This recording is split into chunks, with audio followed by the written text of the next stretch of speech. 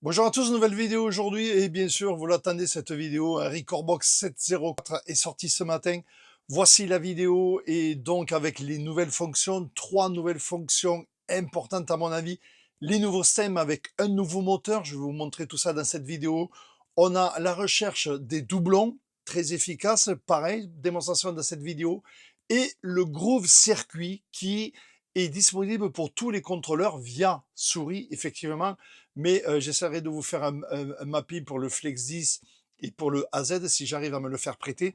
Mais voilà, donc voilà les grosses nouveautés de ce logiciel. Dans cette vidéo, on va parler des deux premières, des stems et de l'analyse des doublons. Et je ferai une autre vidéo pour le Groove Circuit qui est un peu plus compliqué. Il va falloir bien bûcher le truc et arriver à trouver une manière pour bien vous l'expliquer facilement.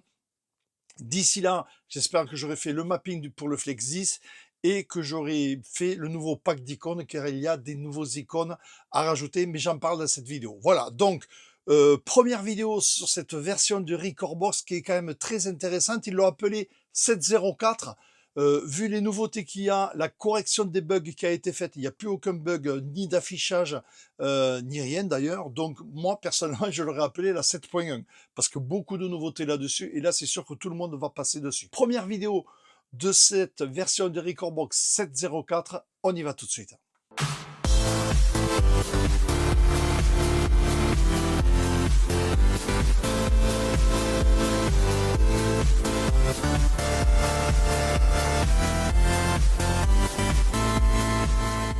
Nous voilà donc sur Recordbox 704 téléchargé ce matin comme beaucoup l'ont déjà fait ou tout au moins le feront ce soir en rentrant du boulot.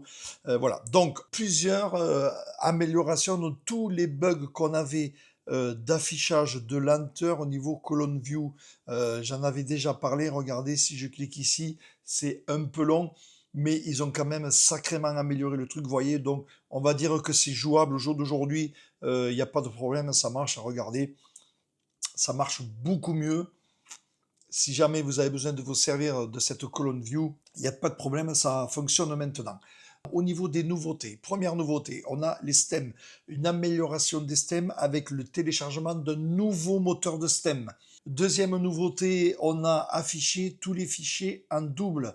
Il fait le tri, il analyse tous les fichiers en double, regardez bien. C'est une bibliothèque que j'avais passée dans Similarity, un logiciel dont je vous avais parlé, qui trouvait les doublons. Ben regardez lui, j'ai encore 692 doublons dans ma bibliothèque, vous voyez, donc j'ai du taf. Et je vais vous expliquer, vous montrer après comment ça marche et qu'est-ce qui se passe. Donc on verra ça après. Troisième nouveauté là-dessus, c'est le Groove Circuit qui est sorti grâce au nouveau contrôleur Groove 6, le GRV6. Comment on active ça? On va dans les stems. Voilà, je lance l'analyse, j'ai lancé le moteur des stems et vous voyez en bas, vous avez activé la fonction Groove Circuit. Voilà, ça se trouve ici. Une fois qu'elle est activée, regardez bien ici en haut à gauche, regardez, je désactive le bouton disparaît, j'active le bouton apparaît. Le Groove Circuit, c'est ici et là, vous pouvez lancer à la souris. Donc, va nous rester à nous de faire un mapping pour nos contrôleurs, chose que je ferai très prochainement. Mais donc, je ferai une autre vidéo pour ce Groove Circuit, car ça a l'air d'être un truc assez chiadé quand même. Donc, je vais vous expliquer le fonctionnement via la souris et le mapping sur le Flex 10, le contrôleur que j'ai. Voilà, on verra ça. Et si j'arrive à me faire prêter le AZ, je vous ferai un mapping là-dessus aussi. Normalement, c'est bon. Je devrais pouvoir en avoir un. Mathieu devrait pouvoir me prêter le sien. Car j'ai une annonce en fin de vidéo à vous faire. Mais regardez la vidéo jusqu'au bout. Comme ça, vous saurez ce que j'ai à vous annoncer. Voilà. Donc, pour l'instant, la fonction Groove Circuit, je ferai une autre vidéo là-dessus semaine prochaine. Pour l'instant, je vais me consacrer vraiment au nouveau moteur STEM, vous expliquer, voir où se trouve ce moteur, la marque du nouveau moteur STEM, vous allez voir tout ça, et aussi le système du tri des morceaux en double. Attention, ça trie les morceaux, ça vous analyse les morceaux en double, ça vous sort le morceau double que vous aurez sélectionné de la base de données, mais pas en physique. Le MP3 va rester sur le disque dur. Bon, on verra après, je vous en reparle tout à l'heure. Allez, on attaque au niveau des stems. Alors, les stems, toujours pareil, pour activer, donc c'est au même endroit, c'est ici. Toujours pareil, si vous avez un morceau de chargé lorsque vous activez les stems, ça enlève le morceau. Au jour d'aujourd'hui, je comprends pourquoi ils ont fait ça. Les ingénieurs de Recordbox savaient où ils voulaient aller, je pense. En fait, ça enlève le morceau. Pourquoi? Parce que si vous changez de moteur, si vous allez en privilégier la qualité sonore, il faudra réanalyser le morceau. Et pour réanalyser le morceau, il faut le recharger. Voilà pourquoi on déchargeait les morceaux depuis le début. Alors, on revient ici, donc, je suis en privilégié la vitesse, donc j'analyse mon morceau en privilégiant la vitesse, je prends mes morceaux libres de droit, voilà. Donc on peut voir quoi? Que l'analyse est très rapide, on peut voir que l'analyse se fait au niveau des hautes Q en premier, forcément parce qu'on veut travailler rapidement, mais on peut voir aussi qu'au niveau qualité,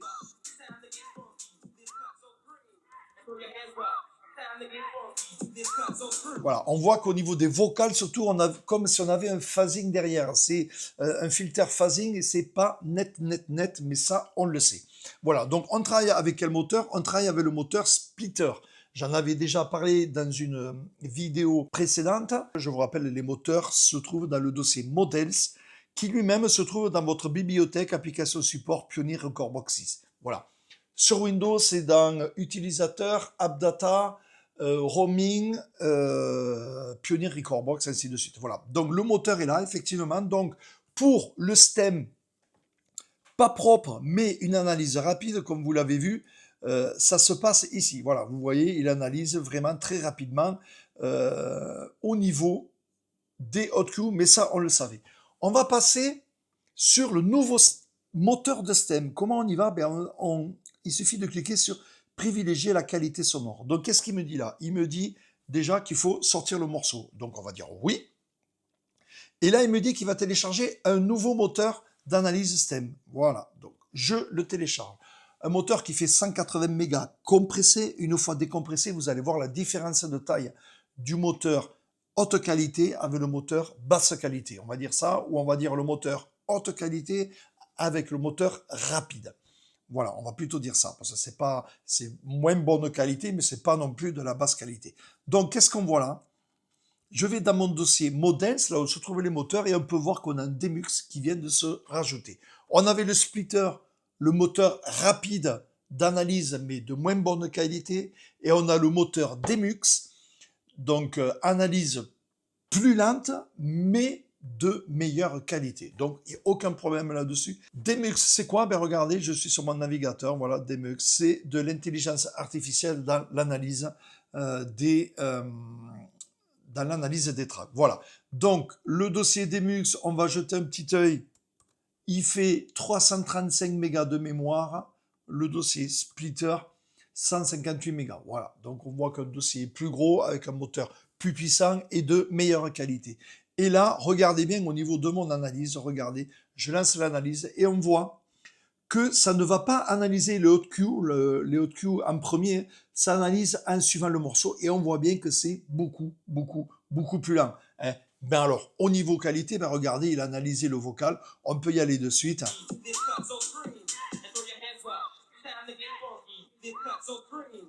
Voilà, vous avez entendu, on n'a plus cet effet filter phasing sur le vocal. Donc là, ça y est, on est propre. Et regardez, il a toujours pas fini d'analyser. Regardez, c'est encore en cours. Vous voyez, donc c'est plus long, effectivement. On n'analyse pas avec les hot Q en premier, effectivement, mais on a une qualité vraiment au top. Chose que l'on peut voir aussi, c'est si je change d'analyse, donc il me dit effectivement de sortir le morceau, on peut changer, c'est inaudible, il n'y a rien qui change à notre niveau, si ce n'est la sortie de morceau, si je dois changer de moteur, mais voilà, c'est invisible au niveau software, sauf bien sûr au premier démarrage. Si vous démarrez que vous êtes en vitesse privilégiée, donc vous allez démarrer sur le moteur splitter, que vous passez sur la qualité maxi, donc vous allez démarrer le moteur Demux, là vous allez un petit temps où il va charger le moteur Demux. Tout ça c'est chargé en mémoire, une fois que c'est chargé, c'est inaudible, c'est invisible au niveau du temps d'attente comme vous pouvez le voir là. Voilà, donc je ne vais pas redémarrer Recordbox, je ne vais pas vous faire voir, mais on peut voir donc effectivement, je répète, mais vous voyez ici, ça charge à la suite, ça ne va pas charger les hot Q. Démonstration pour ceux qui ne l'auraient pas vu, je passe en privilégier la vitesse, donc sur le splitter. Regardez, je recharge exactement le même morceau, regardez la rapidité, et vous voyez tous les hot cues, les boucles, tout est chargé en premier au niveau des hot cues, mais alors la qualité, elle est pas là, effectivement. Voilà, donc on y est enfin arrivé. On a un nouveau moteur d'analyse, une nouvelle qualité, qualité tip-top, et voilà, et je vous ai fait voir où se trouve donc ce moteur-là. Voilà, c'est le moteur Demux 3. Aujourd'hui, on garde le splitter pour ceux qui veulent pas filtrer du vocal, par exemple, qui veulent filtrer que des drums. C'est quand même relativement, vous voyez, c'est quand même relativement propre, même en analyse splitter. Mais c'est clair que si on veut passer en qualité, là c'est beaucoup mieux, et surtout au niveau vocal, ça va vraiment, vraiment faire la différence. Bon là, vous voyez, il n'est pas analysé. Regardez. Voilà, là je l'ai. Voilà. Donc si je passe en drum, voilà, c'est méga propre, aucun problème au niveau de cette analyse des stems. Voilà ce qu'il fallait dire là-dessus. On va continuer maintenant sur les recherches de doublons. On continue donc maintenant sur la partie du tri des doublons. Donc par où on y a accès? Ben, tout simplement ici, vous faites fichier, afficher tous les fichiers en double. Vous voyez, c'est juste en dessous de afficher tous les fichiers manquants. Afficher tous les fichiers en double. Et donc là, il me dit, attention, voulez-vous supprimer de la base de données? Oui, ça peut prendre un peu de temps, mais ne vous inquiétez pas, regardez, c'est excessivement rapide. On se retrouve donc avec une message box ici, ou une message box qui affiche plusieurs choses. Déjà, elle nous affiche tous les doublons. Vous pouvez voir que j'ai 692 doublons. Donc, je vous rappelle que c'est une bibliothèque que j'ai passée dans Similarity. Ben, lui, il m'a encore trouvé des trucs. Donc, vous voyez, c'est quand même assez efficace. Et on peut voir ici qu'on a deux petites coches ici. Elles vont nous servir à quoi? Elles vont nous servir à nous dire dans quel pays se trouve le morceau. Vous voyez, ce morceau-là, il est dans années 80. Je sais que celui-là, il est dans aucune playlist. Donc, autant virer celui-là. Vous voyez ce que je veux dire? Donc, ce morceau-là, comment savoir où il est? Ben, vous avez une solution, c'est de le mettre dans une playlist. Et grâce à la playlist, vous pouvez aller le chercher. Je m'explique. Regardez, je vais ici, je crée une liste de lecture. Voilà, je l'appelle sup, par exemple. Hein. Grâce à cette liste de lecture et cette nouvelle fonction, regardez, j'ouvre afficher tous les fichiers en double. OK, vous voyez ici, c'est grisé à partir du moment où je sélectionne le morceau. Ça, c'est clair. Donc, je peux cliquer là et supprimer. Mais attention, la partie gestionnaire de doublons au jour d'aujourd'hui supprime le morceau de la base de données, mais ne le supprime pas physiquement, comme je vous ai dit tout à l'heure. Donc comment savoir où se trouve ce morceau? Il suffit de cliquer droit, ajouter à la liste de lecture sup que je viens de créer. Voilà, vous avez vu, ça a apparu dessous. Donc ici, je vous rappelle, je sais en cliquant ici où se trouve le morceau, mais vu que celui-là, il est dans une playlist, je vais le garder. Celui-là, on peut voir qu'il n'est pas analysé 3 bandes. On peut voir qu'il est dans aucune playlist, donc je vais supprimer celui-là. Pour savoir dans quelle playlist il est, je vais ici, je fais clic droit, afficher dans le Finder ou F pour moi, parce que je l'ai paramétré dans ma raccourci, je clique sur F et je vois que le morceau est bien ici. Vous voyez? Donc je garde mon dossier ouvert et vous allez voir, donc démonstration par A plus B comme je dis d'habitude, que ça enlève bien de la base de données, mais ça n'enlève pas du dossier. Regardez, on y va tout de suite. Je reste sur ma playlist sup. Je fais afficher les fichiers en double. Je fais OK. Je choisis, regardez ici c'est grisé, j'ai rien choisi. Je choisis celui-là. On peut voir qu'au jour d'aujourd'hui, il est dans ma liste suppression, effectivement. Et là, je vais le supprimer. Regardez, je supprime. OK. Ça m'enlève bien le morceau de la base de données et des playlists. Mais pour autant, regardez, si je suis dans mon dossier Indochine, on peut voir qu'il y est toujours. Voilà, vous l'avez vu en direct live, le morceau y est toujours. Donc je passe un début, ça va s'amener à être amélioré. De toute façon, je vais faire un ticket avec une vidéo à l'appui. Est-ce que c'est voulu ou pas? Je ne sais pas, mais c'est un peu dommage. Autant supprimer les morceaux, les envoyer dans la corbeille. Si jamais il y a erreur, On peut faire remettre à l'endroit précédent ou restaurer au pire, mais surtout supprimer et envoyer dans la corbeille. Donc la solution que je trouve, ben, vous voyez, elle est là, c'est de mettre d'abord dans la playlist sup, aller supprimer et ensuite faire afficher tous les fichiers manquants et vous pourrez supprimer à la main. Donc c'est une fonction qui pour moi n'est pas totalement finie, mais c'est une bonne chose. Elle existe. Vous voyez, moi j'ai 692 morceaux, donc on peut voir donc ici bien sûr. Vous voyez ici dans mon dossier Indochine, il est bien en visuel, mais il est toujours pas analysé. Donc il me reste à le mettre sur la deck ou faire un clic droit analyser. Regardez, il analyse. Et là, il va à nouveau réapparaître dans la message box, mais ce coup-ci analysé comme vous le voyez. Donc, ben, tout simplement, on y retourne. Hein. Donc ici, il n'y est pas, c'est normal. Je fais afficher les fichiers en double.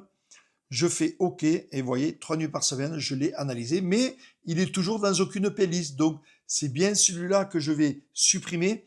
Voilà, j'ai sélectionné un morceau. Je fais supprimer. OK. Voilà, il me le supprime de la deck, il me le supprime de la base de données, mais si je vais dans mon dossier, vous voyez, il y est toujours. Voilà, il est toujours présent physiquement sur votre disque dur. Voilà ce qu'il fallait dire sur ces deux fonctions pour cette première vidéo.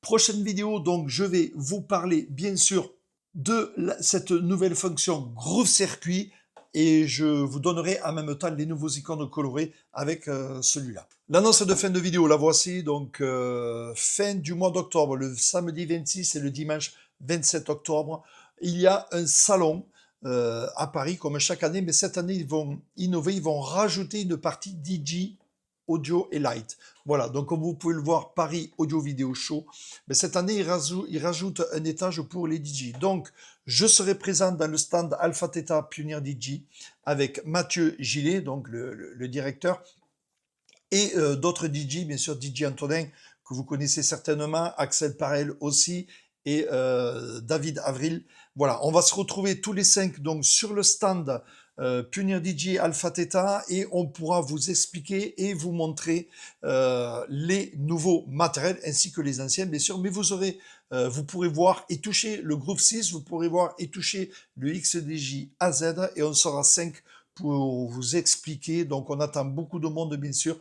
Rendez-vous donc le 26 et 27 octobre 2024, donc fin de mois, hein, au Paris Audio Vidéo Show à Paris, avec la partie DJ. Je serai donc présent avec toute l'équipe de Pioneer DJ France Paris. Je serai sur le stand avec eux et on pourra vous expliquer, vous montrer, vous faire toucher le nouveau matériel et notamment les 2 contrôleurs qui sont sortis cette semaine, plus le casque en Sonic Link et tous les anciens contrôleurs, bien sûr. On vous expliquera tout ça et ainsi que des astuces. Voilà, rendez-vous à très bientôt. Merci.